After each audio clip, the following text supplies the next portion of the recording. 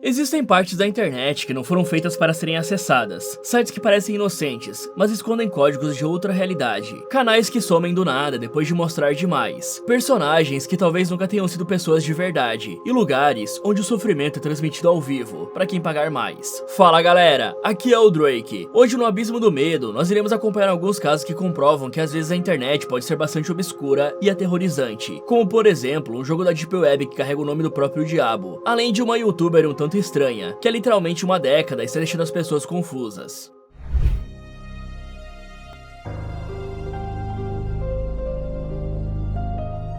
Esse é Peter Scully, um homem cujo nível de maldade é tão grande que não pode nem sequer ser mensurado. Na imagem, ele aparece sorrindo após ser finalmente preso pela polícia. Mas como está dando pra perceber, Scully não se arrepende de nada do que fez, e ainda debocha da situação, ao ponto de até mesmo seu advogado abandonar o caso, porque não conseguiu lidar com alguém tão perverso quanto Scully. Porém, ao contrário de outros psicopatas como Jeffrey Dahmer, Scully não começou exatamente eliminando pessoas, e sim cometendo crimes financeiros. Porém, com o passar do tempo, a sua maldade cresceu, e ele viu uma nova oportunidade de ganhar dinheiro, dessa vez produzindo CP, que é a abreviação de algo abominável que eu nem posso falar abertamente aqui no YouTube, mas que envolve gravar coisas com menores. Peter Gerard Scully nasceu em 13 de janeiro de 1963, na cidade de Melbourne, localizada na Austrália. No entanto, ao contrário do que poderia se esperar de alguém como ele, Scully viveu a maior parte da sua vida sendo um cidadão comum, e acredita-se que ele tenha trabalhado honestamente no mercado imobiliário, pelo menos até os anos 2000, porque antes desse momento não havia nenhum registro criminal do cara.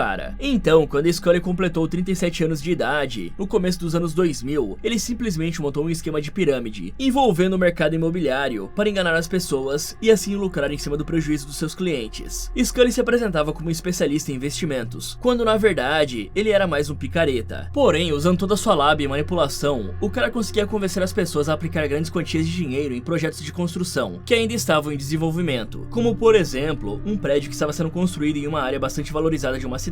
Então os clientes investiam as suas economias no projeto, achando que iriam ter retorno no futuro, mas o que elas não sabiam é que Scully não tinha nenhuma ligação com aqueles projetos, e apenas fingia fazer parte deles para enganar os clientes. E aí quando as pessoas pediam para receber os retornos dos investimentos que ele prometeu, Scully dizia que as obras haviam atrasado, e dessa forma conseguia adiar as fraudes por meses, dando mais tempo para enganar outras pessoas antes que a polícia descobrisse. O Scully costumava prometer 20% de retorno ao ano, quando na verdade a maioria dos investimentos bem-sucedidos ofereciam uma média de 6 a 12% de retorno ao ano. Ele também alegava ter parcerias com empresas legítimas e famosas do setor de construção, usando jargões técnicos e documentos falsos para parecer mais confiável. Scully apresentava contratos, garantias e relatórios falsificados por ele mesmo, além de fornecer boletins de tempos em tempos, onde mostrava para os clientes os supostos lucros que eles iriam receber no futuro. Porém, o cara era bastante inteligente, e por isso nunca abordava nenhuma pessoa que entendesse de investimentos, já que assim a sua fraude seria descoberta na mesma hora. E por isso, Scully se aproximava apenas de vítimas vulneráveis, como aposentados, imigrantes ou pessoas sem nenhum conhecimento do mercado financeiro. Então, dessa forma, o cara conseguiu continuar administrando esse esquema criminoso durante 9 longos anos, abrangendo um período entre os anos 2000 a 2009, roubando milhões de dólares australianos, até que finalmente, quando Peter tinha 46 anos de idade, a polícia já tinha provas suficientes para prendê-lo, e estava prestes a fazer isso. No entanto, lá por 2011, quando viu que não tinha mais alternativas e que seria preso, o cara fugiu para as Filipinas, onde estaria bem distante da jurisdição australiana, para recomeçar um novo esquema criminoso, dessa vez um bem pior do que o anterior. E ele pretendia usar todo o dinheiro que acumulou para dar início a esse novo esquema. Só que suas vítimas não seriam mais os adultos, e sim as crianças, que eram bem mais indefesas. E agora vivendo escondido nas Filipinas, Peter criou um site chamado No Limits Fun, ou Diversão Sem Limites, que seria hospedado na Dark Web. O principal objetivo do site seria divulgar e distribuir de forma digital os filmes perturbadores que ele fazia, e o Peter começaria a produzir esses filmes, que seriam filmados com meninas filipinas de 1 a 13 anos de idade. Então, através do site No Limits Fun, os pedos e psicopatas que gostavam desse tipo de conteúdo poderiam comprar os filmes do Peter, pagando uma boa quantia. Além disso, eles também poderiam donatar dinheiro, pedindo para o cara produzir um filme específico, que satisfizesse os seus desejos peculiares e doentes. Como, por exemplo, um dos pedos doando 10 mil dólares para o Scully, e pedindo para ele machucar uma menor e gravar toda a cena. E o cara acatava o pedido e fazia o que que o cara solicitou. E todas as movimentações financeiras eram realizadas através de criptomoedas, dificultando assim a tarefa da polícia de conseguir localizar os clientes do Peter Scully, pois as criptomoedas não deixavam tantos rastros quanto as moedas tradicionais que nós usamos no dia a dia. Só que além do cara se gravar forçando menores a se relacionar com ele, alguns dos seus vídeos também tinham características de filmes snuff, pois ele machucava e maltratava bastante as crianças que conseguia atrair até o seu covil predatório. Inclusive, em um dos vídeos, o Peter teria usado um chicote para punir uma menor, mas como o Peter já havia administrado um grande esquema criminoso lá na Austrália, ele sabia bem o que fazer, e portanto, usou as mesmas táticas de antes, para que tudo desse certo nesse novo esquema. Então, ao invés de ir atrás de garotinhas que vinham de famílias com uma boa condição financeira nas Filipinas, Scully ia atrás justamente daquelas meninas que nasciam na extrema pobreza, sem ter o que comer ou o que vestir, e conseguia atraí-las oferecendo comida, roupas e dinheiro. E de fato, ele dava tudo que prometia às garotinhas filipinas. Porém, o que o Scully fazia depois disso era algo simplesmente assustador, tão terrível que ultrapassava todos os limites da maldade humana. Mas como eu já disse várias vezes, Scully era inteligente e sabia que um homem estrangeiro saindo por aí indo atrás de garotinhas, uma hora ou outra acabaria chamando a atenção das autoridades, ou até mesmo dos outros adultos. Mas para que isso não acontecesse, Scully arrumou uma cúmplice chamada Liesil Margalho, que iria no lugar dele atrás das meninas. A jovem tinha apenas 19 anos e nasceu nas Filipinas. E apesar de ter sofrido esse mesmo tipo de crime durante a sua infância, agora estando na fase adulta, ela decidiu usar Scully em troca de dinheiro. E como Liesil conhecia a região melhor do que o Scully, ela ficou encarregada de atrair as crianças para a toca do predador, sendo que algumas dessas crianças eram vendidas pelas suas próprias mães em troca de dinheiro. E aí, durante o período de 2012 a 2015, o site No Limits Fan permaneceu no ar, com o Scully vendendo os filmes que produzia, cometendo atrocidades com aquelas crianças filipinas. E talvez você pode estar pensando que esses vídeos tinham uma qualidade bem ruim, por serem gravados em locais de baixa renda nas Filipinas. No entanto, a qualidade de imagem das gravações se comparava a grandes produções, porque Scully utilizava câmeras que gravavam em alta definição, além de usar luminárias profissionais, e outros itens caros do meio audiovisual. Mas acreditem se quiser, um dos maiores contribuintes do site No Limits Fan era um médico brasileiro, que inclusive deu várias dicas de medicamentos que Scully poderia usar para dopar as suas vítimas, e felizmente a polícia BR conseguiu pegar esse médico. Já o filme mais conhecido produzido por Peter recebeu o nome de Daisy Destruction, ou A Destruição de Daisy, e eu nem sequer posso entrar em detalhes sobre o que acontecia nesse filme com cerca de 40 minutos de duração, mas eu acredito que vocês devem imaginar. Então nesse filme, Scully e sua cúmplice fizeram coisas hediondas com 3 garotinhas. A Daisy tinha cerca de 18 meses de idade, ou seja, era apenas um bebê, enquanto que Lisa e Cindy tinham respectivamente 12 e 11 anos. E tanto Daisy quanto Lisa sobreviveram a essa experiência traumática, porém a Cindy não, e antes de ser finalizada por Scully, Cindy teve que cavar sua própria cova, a mando do criminoso. Mas todo esse terror teve um fim no dia 20 de fevereiro de 2015, quando a polícia finalmente prendeu Scully, que estava se escondendo em uma casa na cidade de Malay Balay, também localizada nas Filipinas. Na mesma casa, os policiais encontraram os corpos de algumas vítimas que haviam sido enterradas no local. Já a Liesil, a principal cúmplice do criminoso, conseguiu fugir e ficou fora do radar da polícia até o ano de 2017, quando inevitavelmente sofreu o mesmo destino que Scully. Ambos foram condenados à prisão perpétua pelos crimes terríveis que cometeram com aquelas crianças, e só não foram sentenciados à pena capital, porque a pena de morte ainda existe no Código Penal das Filipinas, mas está suspensa desde 2006. No entanto, após esse caso terrível do Peter Scully, o governo filipino está estudando implementar a pena capital no país novamente, para casos mais extremos como esse que envolvam alguém se aproveitando de menores, e também agredindo eles. E aí, após o criminoso começar a viver atrás das grades, ele fez várias exigências, dizendo que queria um celular à sua disposição para poder mexer na internet, além de carne fresca nas suas refeições. E até mesmo o advogado do Scully abandonou ele e largou completamente o caso, pois o criminoso também impôs algumas exigências ao seu advogado, falando que queria ser visitado por ele 2 vezes por semana na prisão. Já atualmente, Scully continua preso, tendo 62 anos de idade. Porém, mesmo que vivesse 1000 anos nessa terra, de modo algum ele poderia pagar pelos crimes hediondos que cometeu.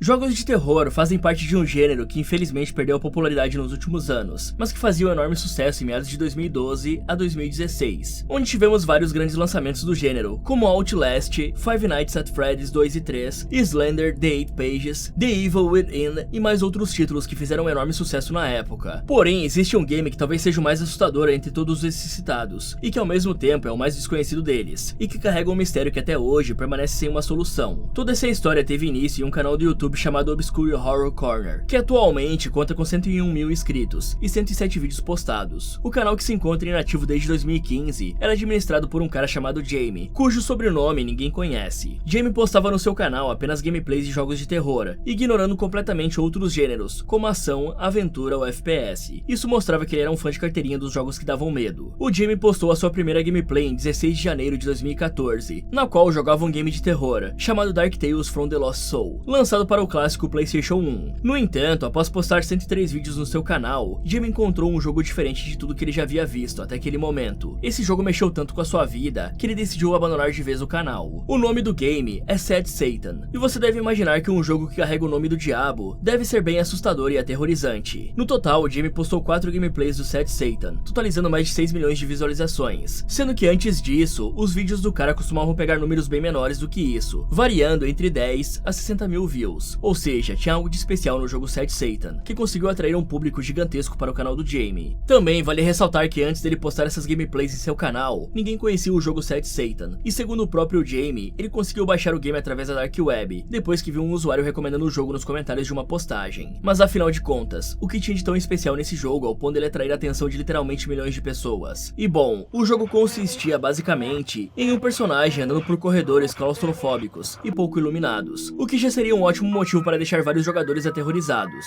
Só que além disso, vários áudios de pessoas falando ao contrário eram tocados durante a gameplay, fora que também tinham imagens perturbadoras que apareciam na tela. E essas imagens faziam referência a crimes da vida real, como por exemplo aqueles que aconteceram no caso Real Tree, que se desenrolou quando a Polícia Metropolitana de Londres descobriu que várias celebridades britânicas estavam envolvidas em crimes sexuais com menores de idade. Um dos principais envolvidos era um apresentador da BBC chamado Jimmy Savile, que ia até hospitais para se aproveitar de crianças e jovens que se encontravam em situação de vulnerabilidade, sem poder se defender, sendo que a BBC é uma das grandes redes de TV da Inglaterra, então imaginem só o tamanho dessa polêmica. E aí, quando você jogava o game Sad Satan, imagens que faziam referências aos crimes de Jimmy Savile apareciam de vez em quando na tela para te perturbar e te causar medo. Só que além disso, áudios do psicopata Charles Manson também eram reproduzidos durante a gameplay, te deixando ainda mais perturbado. E acabou que os vídeos do Jamie jogando Sad Satan fizeram tanto sucesso no YouTube que ele concedeu uma entrevista para o portal de notícias chamado Kotaku, que é simplesmente um dos mais renomados e antigos portais de videogame que existem. Porém, infelizmente, ele não forneceu grandes detalhes nessa entrevista e se limitou a dizer que baixou e encontrou o Sad Satan através da Dark Web, uma afirmação que não foi de fato comprovada. Só que apesar disso, aconteceu algo bastante curioso, porque após o caso viralizar, Jamie simplesmente sumiu da internet e não postou mais nenhum vídeo ou gameplay de jogos de terror em seu canal. Já sua conta no Twitter também permaneceu inativa, com a última postagem datada em julho de 2015, mesma época em que ele sumiu do YouTube. E até hoje não existem registros de que mais ninguém tenha jogado o jogo Sad Satan além do próprio Jamie, e por isso o jogo é classificado como uma Lost Media, uma mídia perdida, porque ninguém conseguiu recuperá-lo, ou sequer encontrá-lo na internet. Inclusive, alguns acreditam que o próprio Jamie tenha criado o jogo, e que ele pretendia lançá-lo quando tivesse acabado. Contudo, por algum motivo, ele supostamente não conseguiu finalizar o game, e por isso nunca lançou na internet. Já uma outra teoria diz que o Jamie sabia o quanto esse jogo era perigoso, e escolheu sumir da internet justamente para proteger as pessoas do Sad Satan, porque talvez o game carregasse uma maldição que ele descobriu apenas depois que jogou, e postou a gameplay no seu canal. Mas infelizmente, é bem provável que nunca descobriremos a verdade por trás do jogo Sad Satan.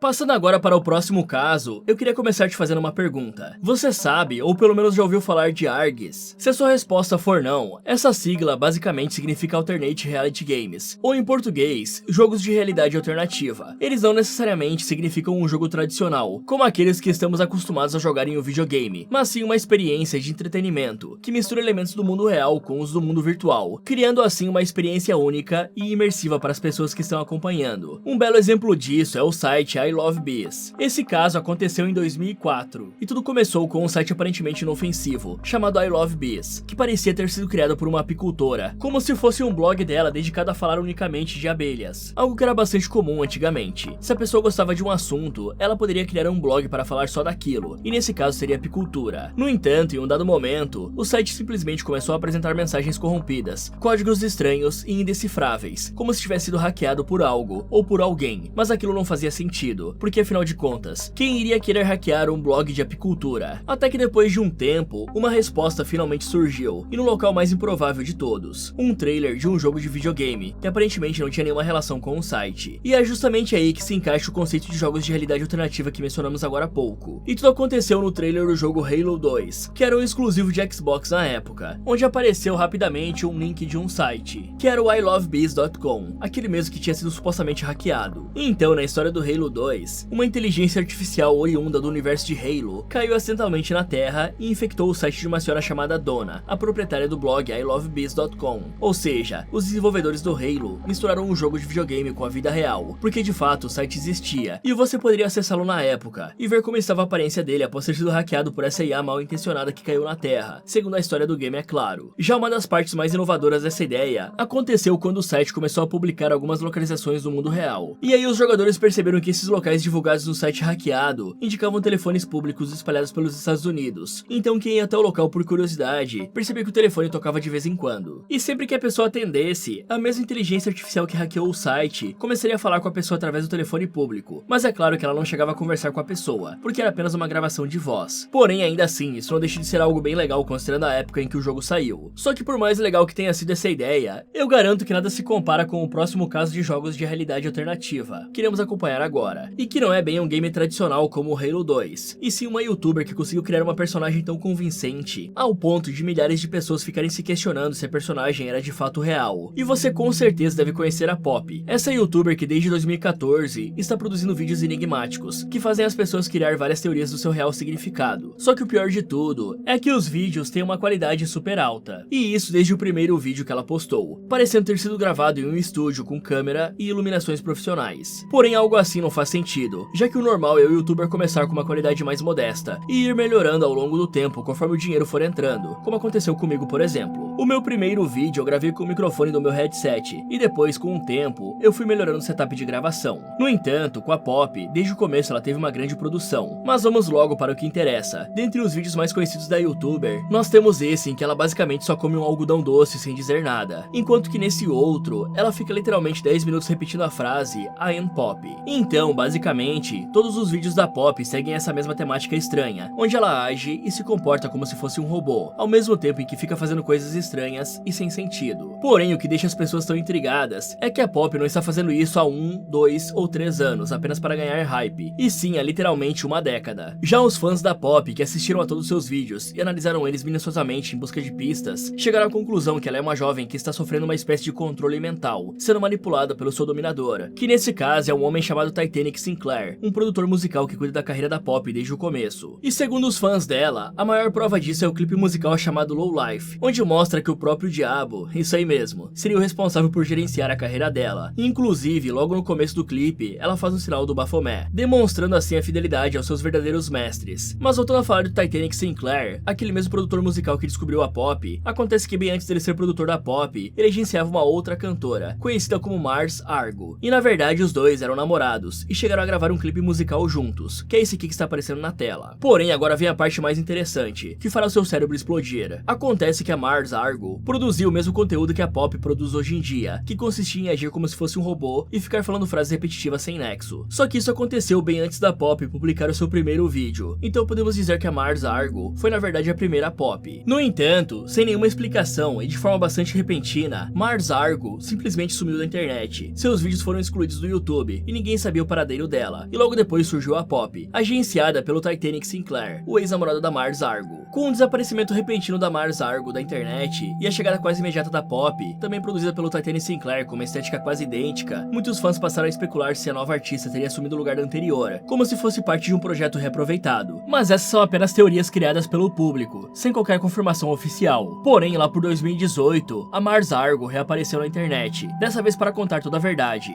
Ela basicamente explicou que o Titanic Sinclair era um completo idiota, que traía ela com outras mulheres, agia de forma controladora e manipuladora, além de tê-la agredido verbalmente e fisicamente, e por isso ela terminou com ele e deu fim àquele personagem que interpretava nos vídeos. A cantora também revelou que esse negócio de agir feito um robô era apenas um personagem. Já nesse vídeo gravado pela própria cantora, o Titanic Sinclair aparece quebrando objetos dentro do apartamento dela, o que reforça o fato do cara ter sido um namorado abusivo. E então, em resumo, esse caso da Poppy e do produtor musical dela é um dos alternate reality games mais conhecidos da internet. E apesar de não ser um jogo tradicional que você joga em um videogame, ainda assim se encaixa nesse conceito, porque mistura ficção com a vida real. E só pra vocês terem uma ideia, em um dado momento a Pop chegou a ter uma igreja, onde poderia ser cultuada como uma deusa. A igreja se chamava Pop Church, e se você não acredita em mim, é só dar uma olhada nesse site aqui. Só que na verdade essa igreja fazia parte de mais uma campanha de marketing bem sucedida, feita pela Mariah Rose Pereira, que é o verdadeiro nome da Pop, ou seja, tudo não passa de uma personagem criada por ela e pelo seu produtor, o Titanic Sinclair. E convenhamos que eles foram bem inteligentes e criativos, porque hoje em dia a Pop faz vários shows musicais, e eles devem ganhar uma boa grana com isso. Fora que às vezes a Pop ainda aparece nas ruas e interage com as pessoas, reforçando aquele conceito de alternate reality games, que mistura a realidade com a ficção, como nesse exemplo aqui em que ela está dentro de uma daquelas máquinas que servem para você ver o seu futuro. E a parte mais engraçada é esse cara perguntando se ela era uma inteligência artificial.